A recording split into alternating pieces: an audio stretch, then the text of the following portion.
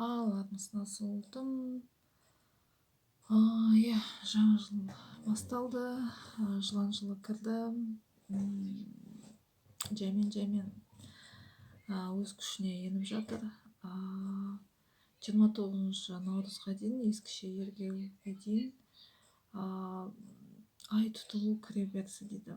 Ол не деген сөз? Осы 2 апта өткен кеткен, қармалған тағдырыңызда қандай да қиыншылықтар, қандай да сынақтар, қандай да сабақтар болса, сол қайта паш етеді, қайта сіздерге келеді.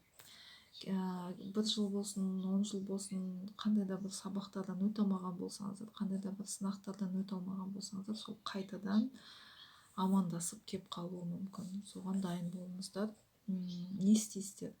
Ең бірінші сабыр сақтаңыздар. Ең әуелі тыныштық сақтаңыздар. Екіншіден, сол сынақ сабақтарды өтуге тырысыңыздар. Бұл жерде эмоцияға, айқай-шуға, ренішке, қапалыққа берілу қажет жоқ. Бұл жерде бәрі үлкен адамдарша ақылға салып, санамен, өремен шешуге тырысыңыздар. Әртүрлі қанша мыңдаған адамзаттар бар, сонша мыңдаған, әркімнің қармасы, әркімнің тағдыры әртүрлі. Сондықтан сізге қаншалықты күшпен, болмаса қаншалықты жылдамдықпен келетіні ол әр адамның өз маңдайына, пешенесіне жазылған. Сондықтан ойбай басыма жаңағыдай іс түсті, басыма тас түсті, басыма осындай деп күтіп қорқудың да қажет жоқ. Бірақ егер сондай сынақтар, сабақтар келіп жатса, неғұрлым жеңіл, неғұрлым түсіністікпен, сыйластықпен өтіп кетуге тырысыңыздар. Отырып, жылап, қашан кетеді, өмір бақи осылай деудің қажет жоқ. Бұның бәрі сынақ, сабақтар.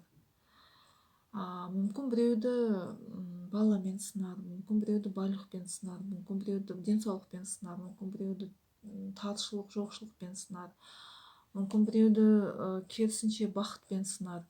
Бұл жерде соның бәрін төзіп, соның бәріне неғұрлым сабырлықпен, неғұрлым тыныштықпен, неғұрлым құрметпен, сыйластықпен, неғұрлым жаңағыдай шөптен аласа, судан тыныш, судан таза, сүттен ақ